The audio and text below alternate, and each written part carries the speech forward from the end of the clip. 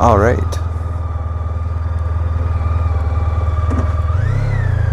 So we're testing a new setup here. I've got a brand new Tascam audio recorder and the Apeman A79 little camera.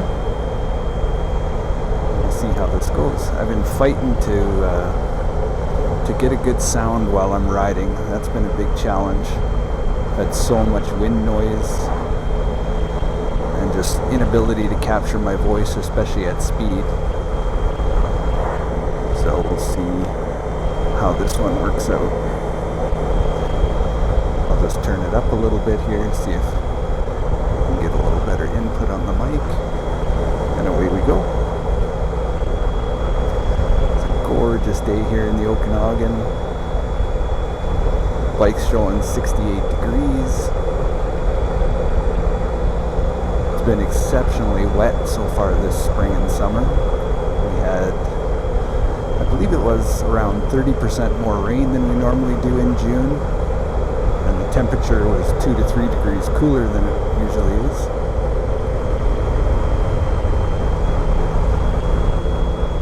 But ever since Canada Day, it's been full tourist mode, as you're going to see as I journey through the city here in traffic.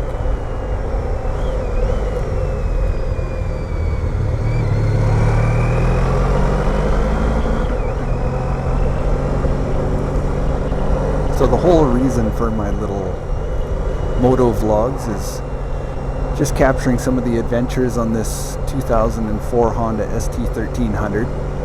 It is a fantastic sport touring bike, but being that I was on such a minuscule budget, I had to buy the cheapest ST1300 that I could find listed in Western Canada when I purchased it April of 2019. I've since put on about roughly 14,000 kilometers of my own mileage on the bike, and the bike is sitting at 146,000 kilometers on the odometer. I don't know if you can see that. So she's would be considered a higher mileage bike. That being said, I've seen these things well over 200,000 kilometers in my research before I bought this one. So we're going to take this bike and see what we can get it to for mileage. When I picked up the bike, the chassis had 133,000 kilometers. The bike's got quite a unique story behind it. Like I said, the chassis had 133,000 kilometers. The original owner had used it to run back and forth to Vancouver, and from what I hear is quite common on these bikes, there's some plastic fittings in the coolant lines that'll break and leak on you that you have to watch for. So anyways, of course, one of those broke on him and he didn't realize it. Ran it right out of coolant as he traveled over to Vancouver and melted down the original engine. So a guy here in Kelowna picked up the bike and he found an engine out of an 05 ST1300 that had been wrecked. So it had, I believe my paperwork says it had around 67,000 kilometers. And so he took that engine and installed it into this chassis, and this is the bike that came out of it. So far the engine has been flawless, which I would expect out of a 67,000 K engine. But the chassis itself, in these 13,000 kilometers that I've bought it, one of the first things I had to do was do the forks. I rebuilt them completely. Started out with a leaking fork seal, and I figured, well, if I'm going to do one, I'm going to do them both. So I pulled the forks off myself, tore them right down. The brass on the bushings looked like it was wearing through, because the bushings in the bottom of these forks are a brass coated steel or brass coated aluminum, I'm not quite sure. But anyways, the brass coating was worn right through. So I put brand new bushings in, cleaned the forks right out, because I could see that the previous owner followed the theory that it doesn't matter what kind of oil is in your forks, So I cleaned that right out completely, put the proper oil in. Although I did upgrade it to 10 weight oil, I put the factory recommended amount, but I went to the 10 weight, which gives it a little bit more of a firm ride. So when we're traveling along on these little road cracks, you get vibration in the camera, which I'm sure you don't appreciate, but let me tell you, if I'm diving in and out of corners and we get to a little bit of a spirited ride, I appreciate those forks standing up for me. So that was the first and biggest thing I had to do. And then next thing that went for me was the fuel pump. So I replaced the fuel pump on it, and that's just under the seat here. And it's Honda wants you to buy a complete assembly for $700 and whatever dollars, which is just ridiculous in my opinion, because it's the entire frame of the unit that goes down into the tank that's got the filter, it's got the pump, it's got all the fuel lines. And being that I'm on such a budget conscious bike, I'm not going and spending $700 on it, not all at once anyways. So I did a little bit more research and found it's actually a very common fuel pump in these bikes. So I ordered one off Amazon, one off eBay. I originally ordered the one off eBay, but then it was taking weeks and weeks to come, and I didn't want a bike sitting there in the garage I couldn't ride. So I ordered the same one off Amazon, and it showed up within, I think it was 3 or 4 days, and literally 2 hours of work and a little bit of fuel I spilled changing it over, and we were back in business. But anyway, yeah, it ended up being like a $30 fuel pump when you order just the pump itself. And then you just need a little bit of mechanical know-how or common sense, and you can change it out. And I mean, the bike runs beautiful, you can tell.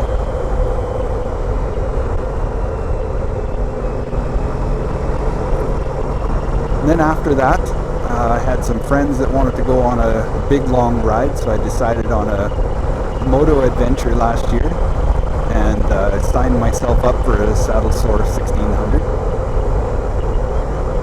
And I started here in West Kelowna. I went on the Coquihalla and the Okanagan connector over to Hope, BC, and then at Hope I turned onto the number 3 and I went back east, and I took Highway 3 all the way into Alberta to Fort McLeod, and that was an amazing ride.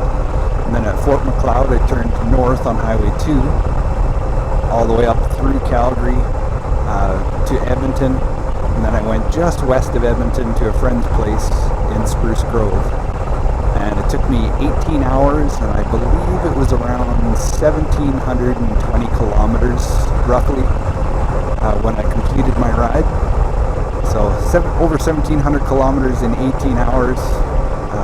If you want to know what you're made of and what your bike's made of, that's a real good test.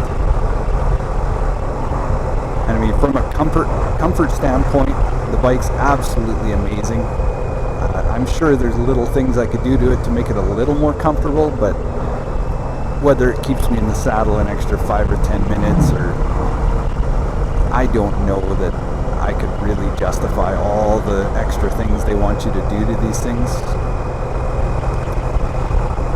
When I purchased this bike, it came with these Tour Performance bar risers, which it helps you keep you in a upright seated position.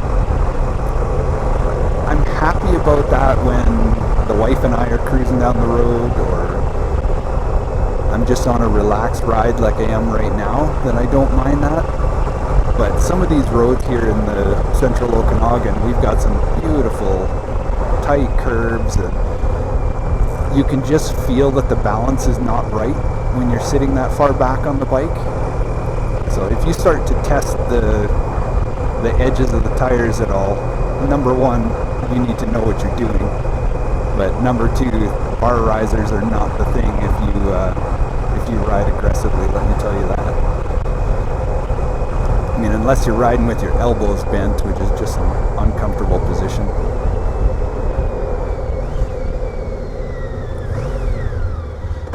This is what we get in tourist season here in West Kelowna. People doing U-turns and blocking roads, and tourists literally stepping out into the middle of the road and stopping traffic so they can take pictures of a winery front sign. We get to see it all. But I wouldn't trade it for anything. This is one of the most beautiful places in the world.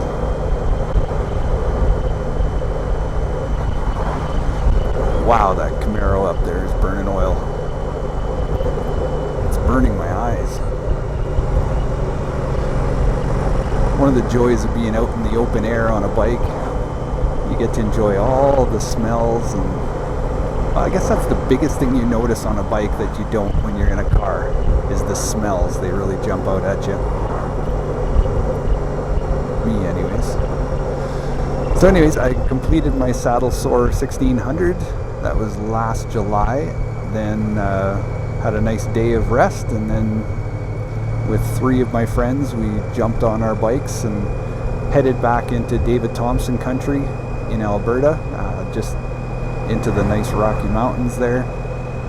If you've never been to that area, I highly recommend it.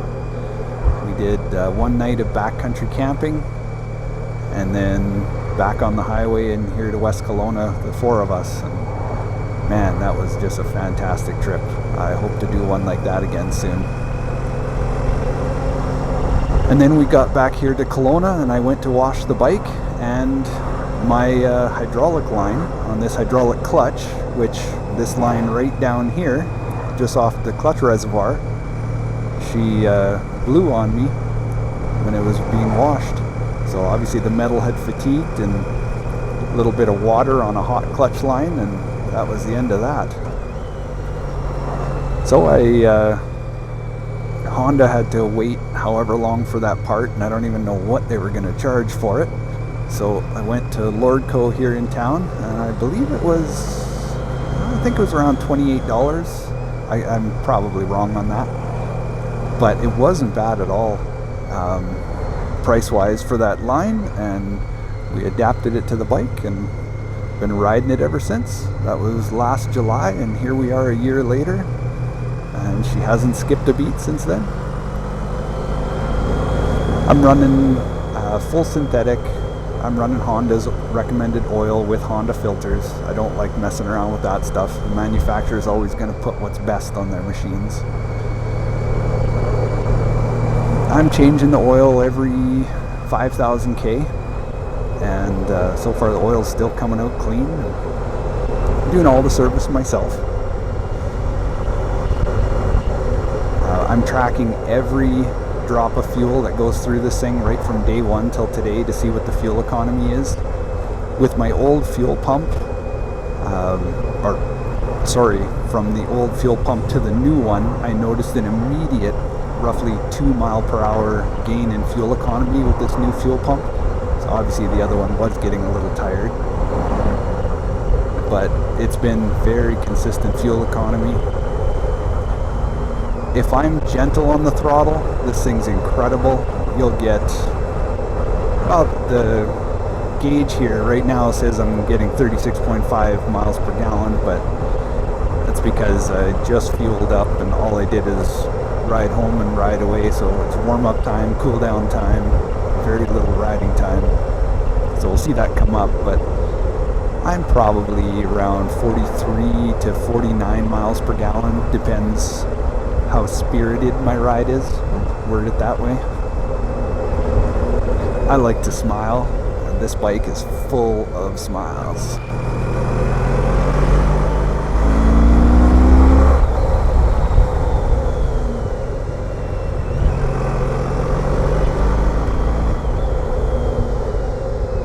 And you gotta know these speed bumps are here. That'd be a wild ride if you didn't. We'll take some of these back roads and stay out of traffic.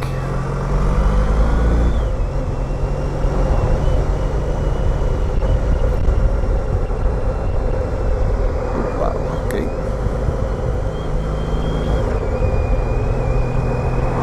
So for a leisurely cruise, no problem.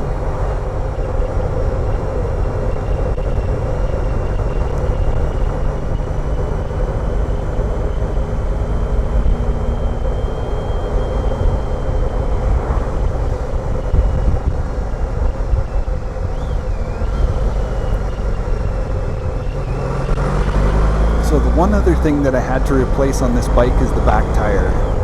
So I had Michelin Pilot 4 front and back when I bought the bike. The back tire was 2 years old at the time. The front tire was 1 year old. This was April 2019. And I was happy with how they were performing, but within a couple months, the wife and I went for a little picnic, and when we got home, the tire was, well, not right when we got home, the next morning the tire was completely flat, and when I went to have a good look at it, there was a nail right through the tire. So obviously we're not fixing that, so I put a new tire on here. I was really happy with the Michelin Pilot 4, although I find they're quite a loud tire, but I replaced it with a Dunlop, and it's left my mind here what the model is. But anyways, that Dunlop rear tire has been fantastic. I've been nothing short of impressed with it, and I'm still running that Pilot 4 front tire, but she's getting pretty tired now because that tire's got to have 15,000 kilometers plus on it on this front. So I got to watch it pretty close when I'm taking some twisties.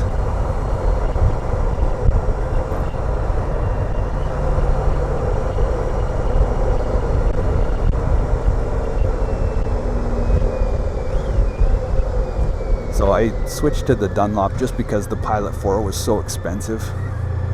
I saved myself $50 with this Dunlop, which to me, that's worth it.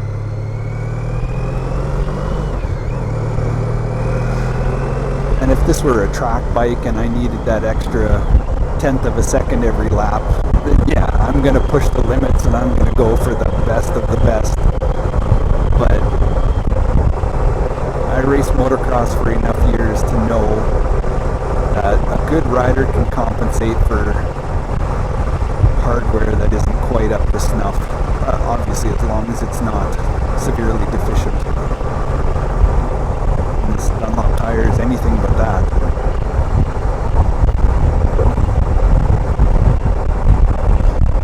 There you go, full tourist mode, boats everywhere, beaches are full.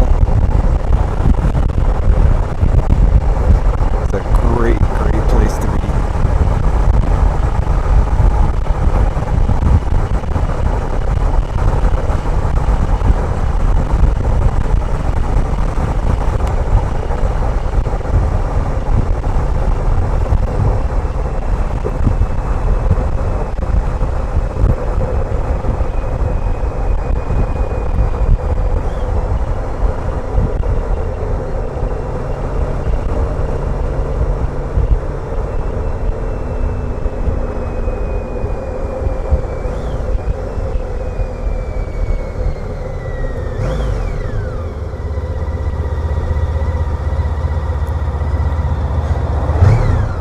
This bike runs so quiet and smooth.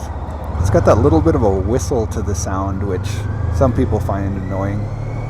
My wife likes it. She can hear me coming 2 blocks away.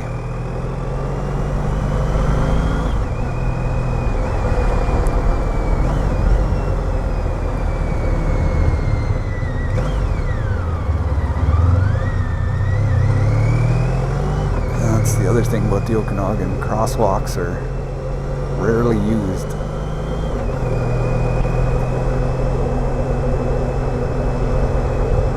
Lots of pedestrian traffic here. It's very much a be outdoors culture, which I love.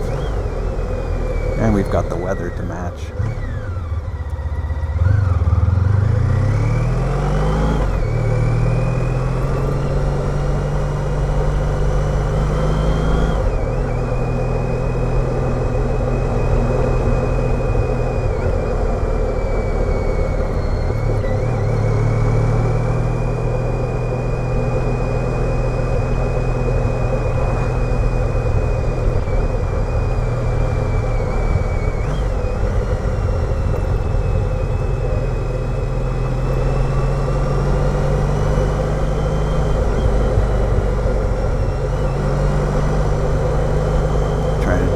which way I'm going here. I'll turn off Avid here.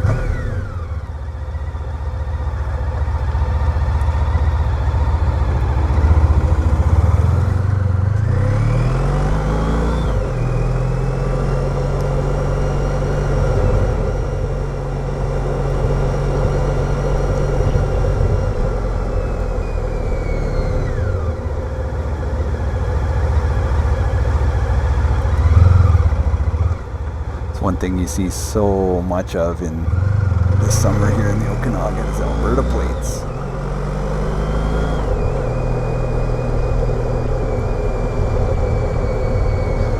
I know lots of people that actually live here that still run Alberta plates because it's just so much cheaper insurance.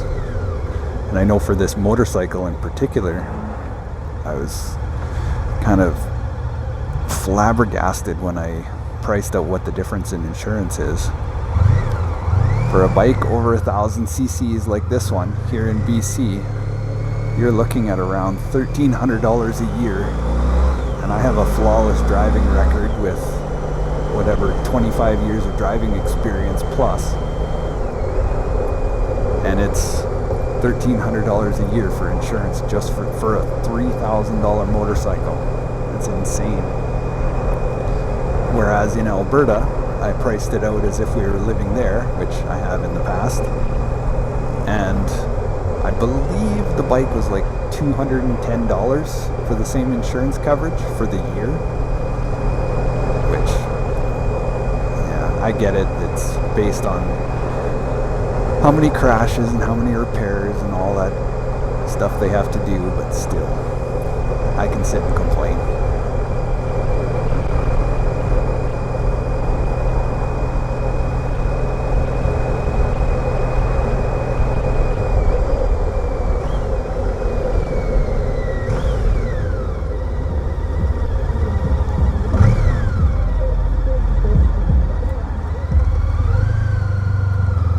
Those e-bikes are sure getting popular here in Kelowna.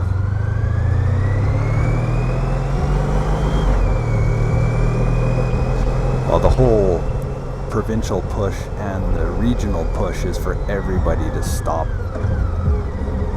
driving motor vehicles. Some of the roads downtown, they've actually cut down the lane sizes and made them narrower so that they can put in bike lanes and wider sidewalks, and just trying to encourage people not to drive in those areas. The city also, you have a very hard time getting approval for a drive-through in this city. Like if you want to start a Starbucks or a Tim Hortons or anything like that, you've got a ton of red tape to do just to get a drive-through approved. That's how against vehicle traffic they are. Which, I don't know, I don't think I agree with that stance, but to each his own. I'm just one opinion.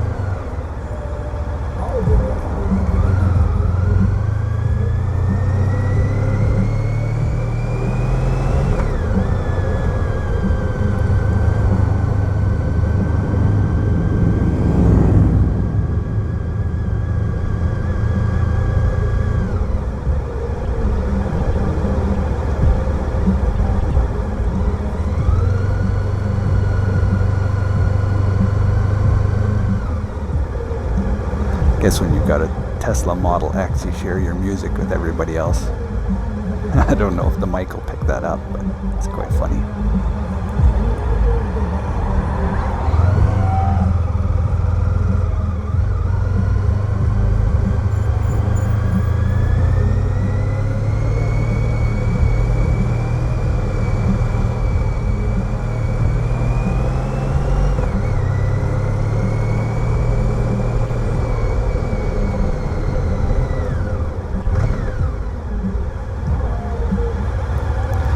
So I'd say the only real complaint I've got with this motorcycle is going when you're downshifting, that second to first downshift. If you don't speed match the engine RPMs, she'll give you a nasty grind. I mean, going up, down, all the other gears, no issues whatsoever. It's just soft as butter, but that one shift, and if you're aggressive enough on the speed match, it's great, but a perfectionist mind like mine, I only like to give the engine enough RPMs to give you a nice smooth downshift. I don't like excessive revs, so I never over rev when I'm trying to speed match. I don't know if you can hear, but I'm trying to minimize it. But there I did that small speed match rev and the bike just went into neutral. It didn't even drop into first, because it needs that extra little bit of oomph. Looks like a 1980s Ferrari. Nice. That one maybe is 90s. 80s had some sharper curves to it.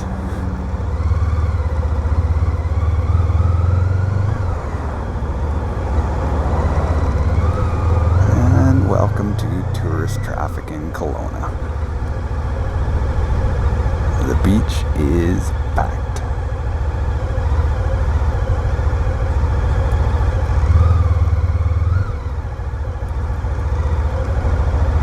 This bike's a little top heavy too. Very, very well designed in so many ways, but low RPM in traffic. I think most Harleys are actually quite a bit lower center of gravity than this thing.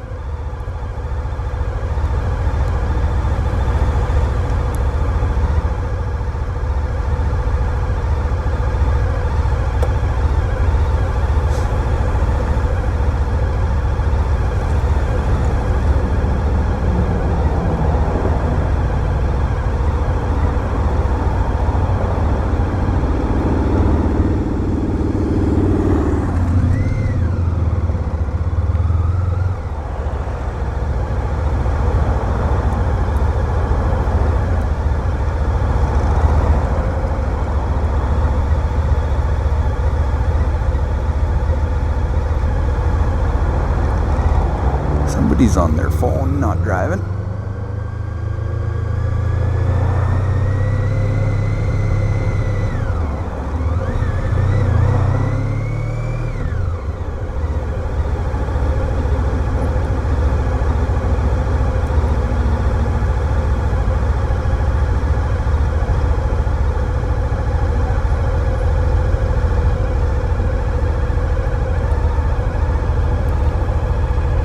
Brand new apartment building that they just finished off here this winter. Already they got a Pizza Hut and a marble slab and a Shoreline Brewing, looks like pub and eatery. Yeah, they're finishing this off real nice.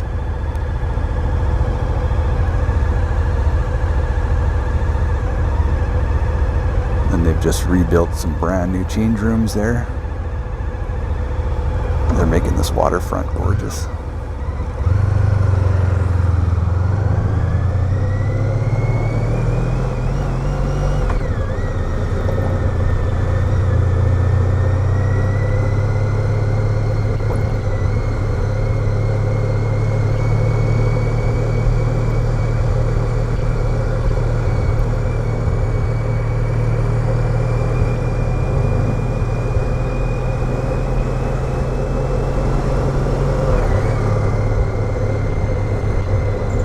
There's a few NHL players I know that own houses here along the water. Some of the most expensive properties in town.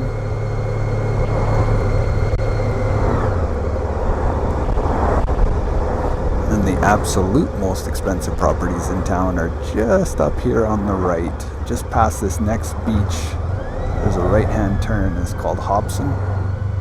And I think the city's tax assessed value on the most expensive home in Kelowna was like 10.2 million, if I'm not mistaken. And it's one on the water there in Hobson.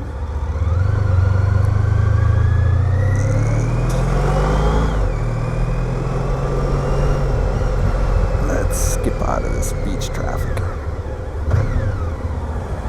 There we go, we went from second to first there, and I speed matched it perfect, and then it just goes well.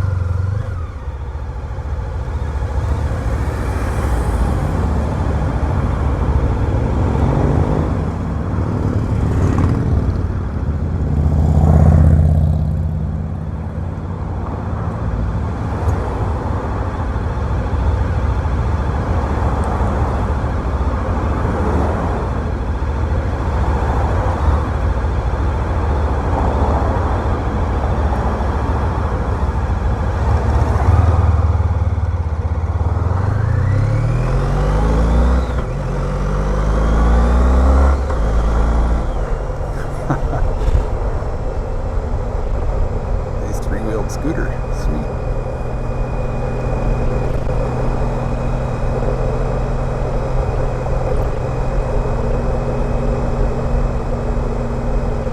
KLR 650.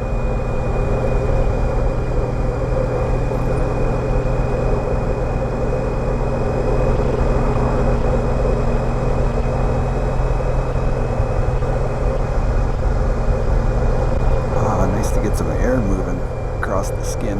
It's a little warm sitting in traffic.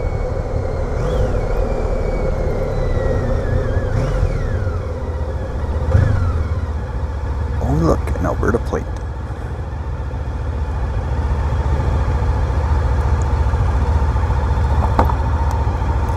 Wow, I guess I should have thought ahead and done that a lot sooner.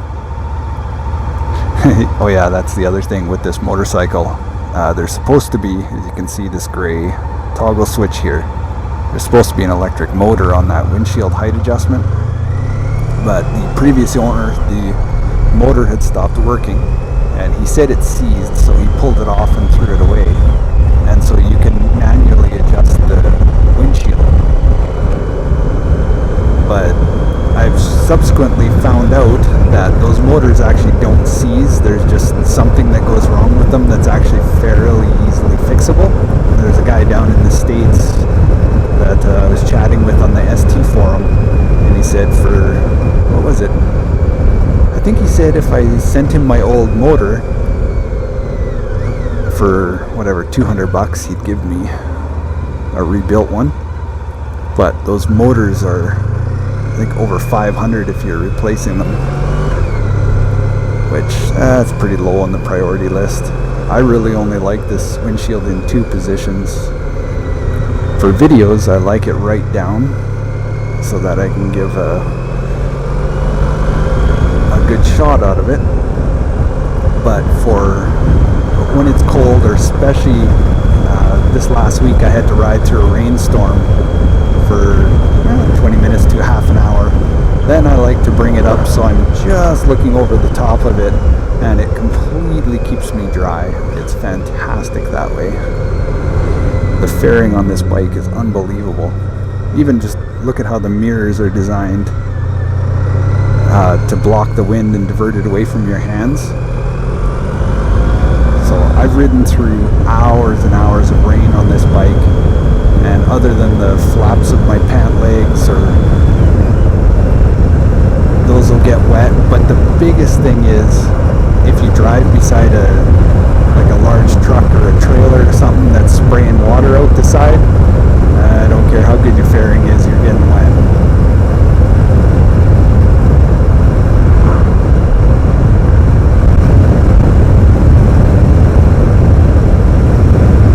This is such a beautiful area of East Kelowna.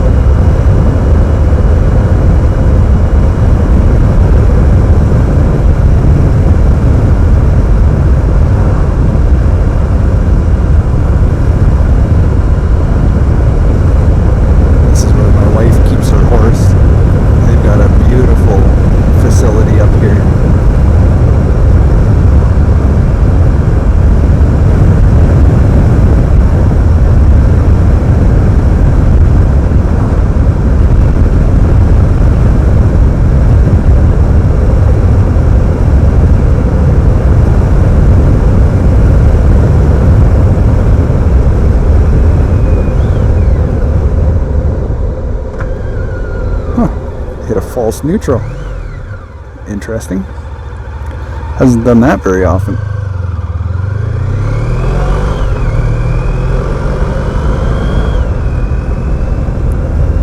I'm probably a little too soft on my shifts sometimes, which will allow you to hit a spot that feels like a false neutral. I like making my stuff last, so if there's a way that I can be more gentle on it, I'm always looking for it.